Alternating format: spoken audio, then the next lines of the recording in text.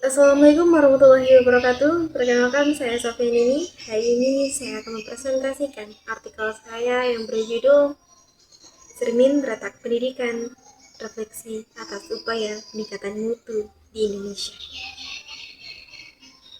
Saya memilih metafora cermin karena pendidikan adalah pantulan paling jujur dari kualitas suatu bangsa. Jika pendidikannya retak, maka masa depan bangsa tersebut juga akan terlihat tidak utuh. Mari kita lihat di mana saja retak-retakan tersebut dan bagaimana cara memperbaikinya. Agar pembahasan kita terarah, saya membagi presentasi ini menjadi 3 bagian besar. Pertama, kita akan melihat potret pendidikan kita saat ini. Kedua, kita bedah masalah utamanya, mulai dari kualitas guru hingga digitalisasi. Dan terakhir, kita akan merumuskan langkah strategis di ke depan. Indonesia mempunyai 287 juta jiwa dan 50 juta peserta didik. Namun faktanya, skor PISA Indonesia selama bertahun-tahun masih tertahan di peringkat bawah. Pergantian kurikulum dari K13 ke kurikulum Merdeka menunjukkan pemerintah sadar ada masalah. Tapi apakah ganti kurikulum saja cukup? Inilah menjadi dasar artikel saya.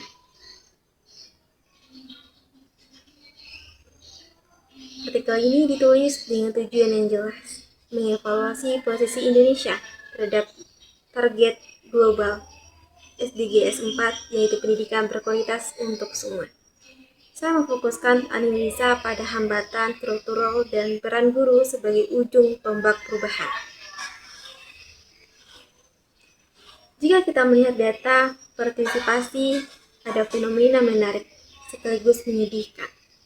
Di tingkat SD, kita hampir sempurna, tapi dilihat dari tingkat perguruan tinggi, angkanya merosot jauh ke 32%. Ini membuktikan bahwa sistem kita masih bocor. Banyak anak bangsa yang terpaksa berhenti bermimpi karena kendala ekonomi atau akses saat mereka menuju jenjang lebih tinggi. Retakan pertama pada struktur. Fasilitas pendidikan kita belum merata. Sekolah di kota mungkin sudah berbicara tentang AI, robotik, sementara di daerah 3T masih ada sekolah yang atapnya bocor dan akses jalannya sulit. Kesenjangan ini menciptakan ketimpangan kompetensi yang sangat lebar sejak dini. Masuk ke jantung persoalan, guru. Artikel saya menekankan bahwa guru adalah determinan utama hasil belajar. Namun guru, kita terjepit di antara tuntutan administrasi yang berat dan kesejahteraan yang seringkali belum layak. Tanpa investasi pada kualitas dan kebahagiaan guru, kurikulum tercanggih apapun tidak akan berjalan. Masa pandemi, kita terpaksa masuk ke arah digital.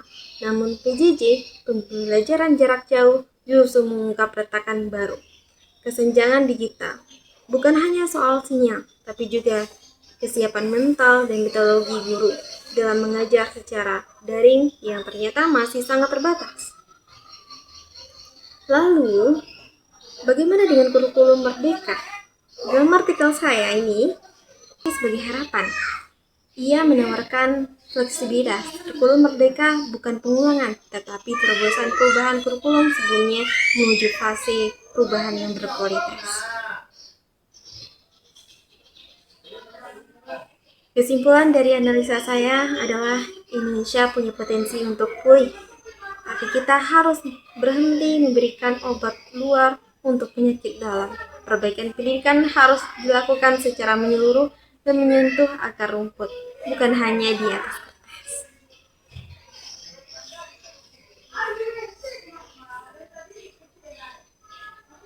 Sebagai solusi atas retakan pendidikan kita, saya merumuskan 5 langkah strategis. 1.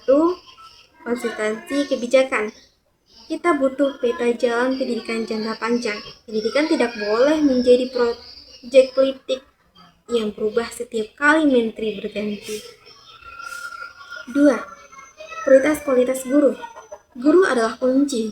Kita harus mempererat seleksi, memberikan pelatihan yang nyata, bukan sekedar formalitas, dan menjamin kesejahteraan mereka agar fokus mengajar. 3. Afirmasi daerah 3T. Pemerataan bukan hanya soal membangun gedung sekolah di pelosok, tetapi memastikan kualitas guru dan fasilitas di sana sama baiknya dengan kota besar. 4. Kesiapan digital. Teknologi adalah alat, bukan tujuan. Sebelum membagi laptop atau gawai, kita harus memastikan infrastruktur siap dan gurunya mampu mengoperasikannya. 5. Evaluasi berbasis data. Kita harus berani jujur pada data. Evaluasi mutu harus transparan agar kita tahu pasti bagaimana yang harus diperbaiki, bukan sekedar mengajar angka formalitas. Dengan ini, sekian dari saya ucapkan. Wassalamualaikum warahmatullahi wabarakatuh.